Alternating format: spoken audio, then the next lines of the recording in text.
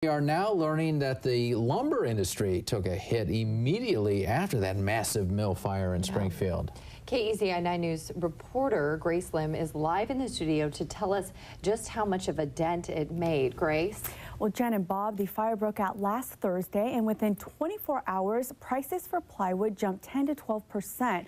In particular, sheathing and sanded plywood. Those are materials the mill produced. And it could take up to 2 months before prices come back down. That's according to Steve Kilgore of Roseburg Forest Products. He's also the former owner of the Springfield mill. He sold it to the Swanson Group in 2007. Kilgore also says once news spread of the fire, there was an immediate rush for orders. There was certainly a rush, some of it legitimate in that people need to be covered on, their actual needs. But part of it was really just fueled by, I would almost call it an emotional response to wanting to, protect themselves to have volume available.